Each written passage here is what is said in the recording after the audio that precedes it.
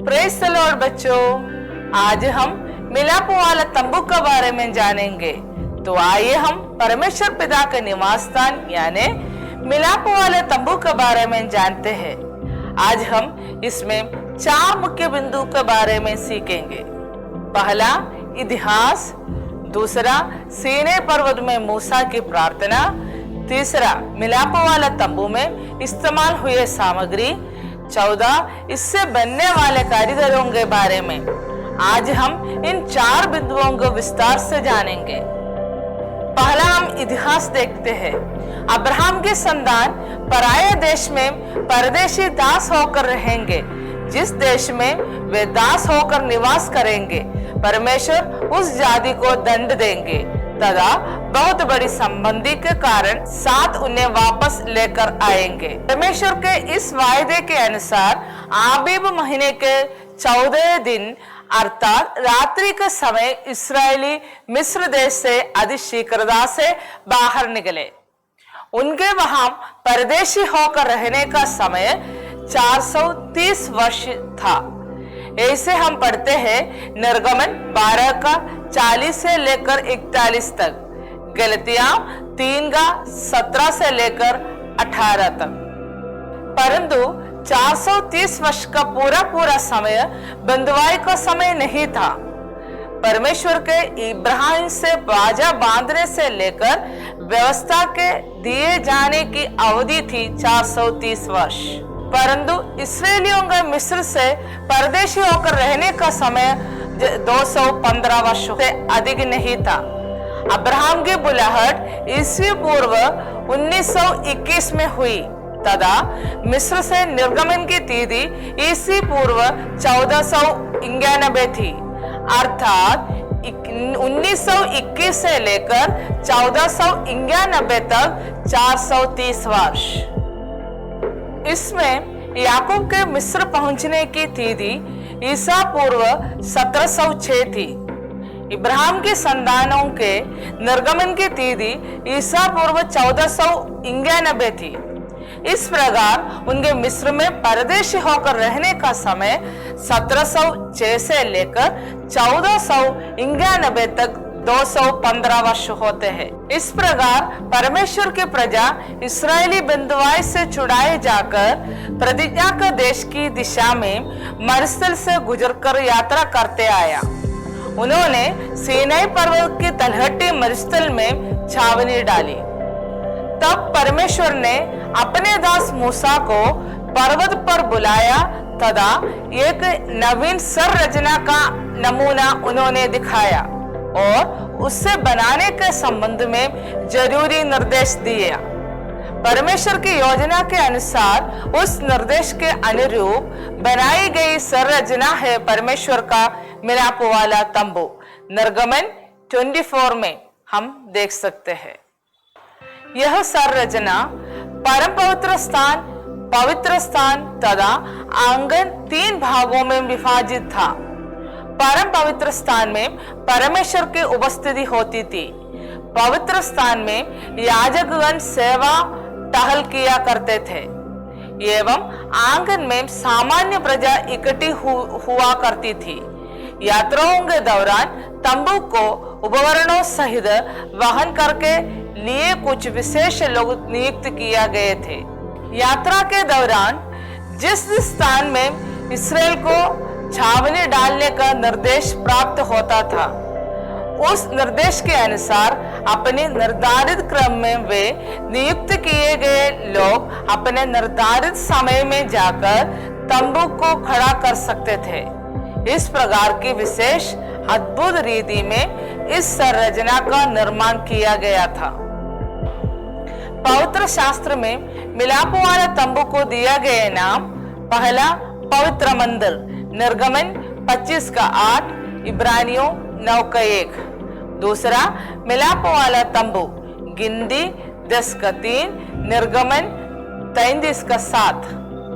तीसरा साक्षी का तंबू प्रेरितों का काम 7 का 44।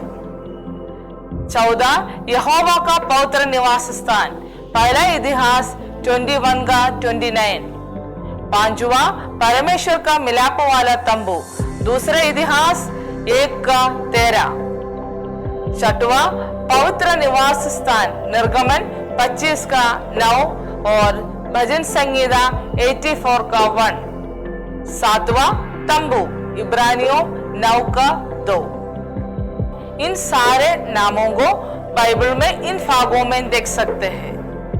मिलाप वाला तंबू एक अस्थायी आराधनालय था। यात्रा समाप्त कर इस्राएली वायदे के देश में पहुंचे तथा विश्राम प्राप्त किया।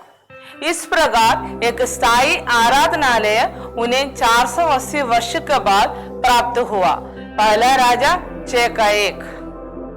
दूसरा बिंदु सीनै पर्वत में मूसा की प्रार्थना। सीनै मरुस्थल में इस्राएल निर्गमन 19:1, गिनती 9:1, 10:11। मिस्र से निकलने के 50वें दिन वे सीनै पर्वत के पास थे। 50वां दिन वह दिन है जिसमें व्यवस्था प्रदान की गई। व्यवस्था देने के लिए परमेश्वर ने मूसा को पर्वत पर बुलाया। मूसा जब वापस लोगों के पास आया, उसने लोगों को आज्ञा दी कि 3 दिन तक अपने आप को शुद्ध करके प्रतीक्षा करें। अगर ऐसे है तो 45वां दिन लोग पर्वत के पास पहुंच गए होंगे। तीसरे महीने के उसी दिन का अर्थ तीसरे महीने का पहला दिन है। पहले महीने का 14वें दिन निर्माण हुआ तथा तीसरे महीने के पहले दिन सीनै पर्वत पर पहुंचे। इस्राएली प्रजा 2 महीने तथा 25 दिन सीनै मरुस्थल में छावनी डाले रही। गिनती 10:11, निर्गमन 24:12, 12:16 से लेकर 18 तक देख सकते हैं। जब प्रजा सीनै मरुस्थल में छावनी डाले हुए थी, तब परमेश्वर ने मूसा से कहा कि ऊपर चढ़ा तथा यही रह। 6 दिन उससे परमेश्वर की प्रतीक्षा करनी पड़ी। 6वें दिन परमेश्वर ने मूसा को अपने समीप पर्वत के शिखर पर बुलाया। 40 दिन परमेश्वर के संग निवास करके बुद्धि प्राप्त करने के उपरांत परमेश्वर ने उससे वापस भेजा तथा वह छावनी में लौट आया। निर्देश निर्गमन 25:1 से लेकर 9। मैं उनके बीच निवास करूं, इस्राएल में एक पवित्र मंदिर का निर्माण करें। दूसरा, इस्राएल के संतानों का आज्ञा देने की वे मेरे लिए चढ़ावा या भेड़े चढ़ाए। निर्गमन 25:3। पवित्र स्थान तथा उपकरण ठीक पर्वत पर दिखाए गए नमूने के अनुसार बनाने की सावधानी बरतना। निर्गमन 25:9 से लेकर 26:30 और 27:8। पवित्र स्थान तथा उसके उपकरण हूबहू परमेश्वर द्वारा दिखाया गया नमूने के अनुसार तथा ठीक परमेश्वर के निर्देश के अनुसार बनाए गए थे। उसमें किसी भी प्रकार का संशोधन का अधिकार मूसा या इस्राएली प्रजा को नहीं था। तीसरा, मिलाप वाले तंबू में इस्तेमाल हुए सामग्री और उसका मूल्य। मूसा की आज्ञा के अनुसार तंबू के निर्माण के लिए उपयोग किए गए सोना, चांदी तथा पित्तल की गणना लेवी किया करते थे। ऐसा दिखाई पड़ता है कि हारून के ज्येष्ठ पुत्र ईतामार इन सभी सामग्री की जांच कर उसे मूसा के पास प्राप्त किया करते थे। उपयोग की गई सामग्री की सूची हम देख सकते हैं। सोना 19 किकार तथा 730 शेकेल, चांदी 100 किकार तथा 1775 शेकेल, पित्तल 7 किकार तथा 2400 शेकेल। निर्गमन 38:25 से लेकर 28 में दर्शाया गया सामग्री का मूल्य 18,56,56,800 पाउंड या 17,30,65,81,570 भारतीय रुपए या एक दूसरी गणना के अनुसार तंबू में प्रयोग किया गया सामग्री का वजन तौल में 16 टन 2024 पाउंड यानी 101.605 किलोग्राम था। शांति एवं आश्वासन के स्रोत इस संरचना में युद्ध उपकरण के लिए प्रयोग किए जाने वाले लौह तत्व का उपयोग बिल्कुल नहीं हुआ है। बाहर से देखने वालों की दृष्टि में यह तंबू साधारण तंबू मात्र हुआ करता था, परंतु तंबू में प्रवेश करने वाले व्यक्ति को ही इसके अमूल्य होने का ज्ञान तथा इसकी मनोहारिता का अनुभव हो सकता था। हमारे प्रभु यीशु मसीह के संबंध में भी यह तत्व अत्यंत प्रासंगिक है। तंबू किस किस चीज के सदृश है?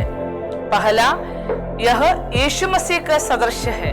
यूहन्ना 2:19 से लेकर 21, कुलुसियों 1:19 से लेकर 19। दूसरा, परमेश्वर की कलीसिया का सदृश है। निर्गमन 25:8, प्रेरितों का काम 7:48, एफिसियों 2:19 से लेकर 21।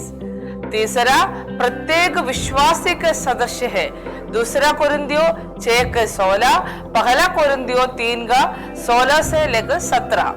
चौथा, स्वर्ग के वस्तुओं का प्ररूप, इब्रानियों 4:14, प्रकाशित वाक्य 47:8। तंबू के पात्र व उपकरण यीशु मसीह को दर्शाता है। पहला, बबूल की लकड़ी। बबूल की लकड़ी मरुस्थल में बढ़ती है तथा देखने में बदसूरत होती है। यह सूखी जमीन में बढ़ने वाला पेड़ है। निर्गमन 26:15, गिनती 25:1, एशिया 41:19 में देख सकते हैं। सुंदरता व कोमलता का न होने यीशु मसीह के मनुष्य को दर्शाता है। एशिया 5:32। दूसरा, सोना यीशु मसीह के संपूर्ण परमेश्वरत्व को दिखाता है। मत्ती 2:11। चांदी पवित्र शास्त्र में छुटकारे को दर्शाता है। इस्राएल की संतानों को नाम दर्ज कराए जाने के लिए आधा शेकेल सोना प्रति व्यक्ति देना पड़ा था। यह यीशु मसीह में छुटकारे का प्रतीक है। निर्गमन 26:19, पहला पत्रोस 1:18 से लेकर 19 में देख सकते हैं। 14, पीतल। वजन में यह दंड को दर्शाता है। गिनती 2:16, पहला पत्रोस 2:24। महीन मलमल, धागा और कलंक रहित यह प्रभु की शुद्धता को दर्शाता है। लूका 9:29, एशिया 1:18, प्रकाशित वाक्य 19:8। नील रंग यीशु स्वर्ग से आए हैं। यीशु मसीह का स्वर्गीय उद्भव को यह रंग दर्शाता है। भजन 19:1, यूहन्ना 8:23। तीसरा, बैजनी वस्त्र यीशु मसीह के राजस्व को दर्शाता है। ऐसे वस्त्र राजा धारण किया करते थे। 14, लाल रंग यीशु मसीह के रक्त से प्राप्त छुटकारे को दर्शाता है। यहोशू 17:21, इब्रानी 9:19 और 21, एशिया 62:2। पांचवा, मार्ग। द्वार में हूँ या उद्धार का मार्ग केवल यीशु ही है। यूहन्ना 10:9, प्रेरितों का काम 4:12। छठवां, विभिन्न रंगों से सुंदर रीति में बना यह पर्दा यीशु मसीह में फलित होने वाले विभिन्न विशिष्ट गुणों और पदवियों का प्रतीक है। सातवां, खंबे मंदिर का भार वहन करते हैं। यह प्रत्येक विश्वासी को दर्शाता है। कलीसिया के संदर्भ में प्रत्येक विश्वासी के पास एक एक उत्तरदायित्व है। याकूब एवं केफा कलीसिया के खंबे कहे गए हैं। एशिया 19:10, गलातियों 29। मिलाप वाले तंबू के खंबे की संख्या 60 यह लहू से छुटकारा पाए विश्वासियों को दर्शाता है। इसकी व्याख्या यह है कि मनुष्य जाति की प्रतीक संख्या 12 है तथा पाप क्षमा की प्रतीक संख्या 5 है। 12 इस प्रकार 12 को 5 से गुणा करने पर प्राप्त संख्या 12 × 5 = 60 है। 12 गोत्र, 12 भेंट की रोटियां, 12 प्रेरित, 5 बलि, 5 हाथ बलिवेदी की ऊंचाई, यीशु मसीह के घाव की संख्या 5। तंबू में प्रयोग होने वाले उपकरणों के नाम: पहला बलिवेदी, दूसरा पीतल की हयदी, तीसरा भेड़ की रोटी की मेज, 14 दीवट, 5वां धूप की वेदी, 6वां बाजा का संदूक, 7वां प्रायश्चित का टकना या अनुग्रह का सिंहासन। 14 बिंदु वे कारीगर, इसमें अंत्य बिंदु है ये।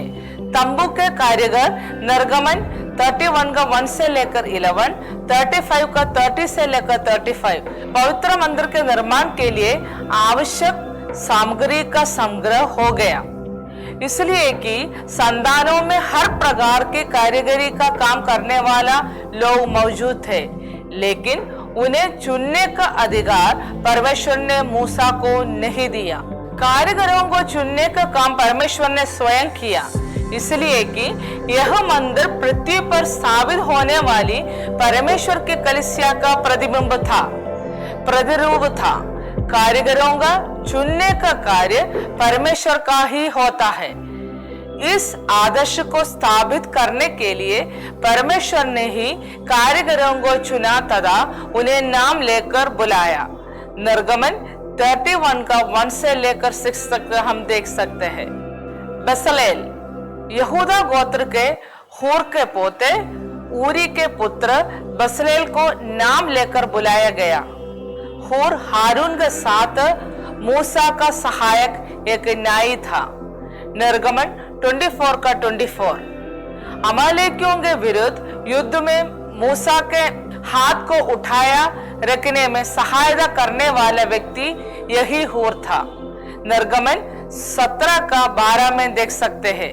मूसा की बहन मिरियम का पति भी यही हूर था, ओहेलियाब। निर्गमन 35 का 34 बसलेल के साथ ही एक अन्य व्यक्ति को भी परमेश्वर ने चुना, दान गोत्र के हिसामान का पुत्र ओहेलियाब। इस प्रकार इस्राएली गोत्र में अग्रगण्य यहूदा गोत्र में से एक व्यक्ति को एवं सबसे सर्वाधिक गण गोत्र दान गोत्र में से एक व्यक्ति को चुना। इस प्रकार 2 व्यक्तियों को बुलाकर परमेश्वर ने अपनी सेवा में नियुक्त किया। कारीगरों की योग्यता: परमेश्वर की आत्मा से भरे हुए होना चाहिए। निर्गमन 31 का 5, 6 का 32 से लेकर 35। दूसरा बुद्धि, प्रवीणता, ज्ञान और सब शिल्प कलाओं का ज्ञान रखने वाला व्यक्ति होना चाहिए। बसलेल और ओहेलियाब की अधीनता में कार्य करने वाले सभी कारीगर उपरोक्त योग्यताओं से भरे हुए थे। इस प्रकार आज हम इसका 4 बिंदु को देखा है बच्चों। आने वाला हफ्ता हम इस मिलाप वाला तंबू का आगे का पार्ट को भी देखते हैं।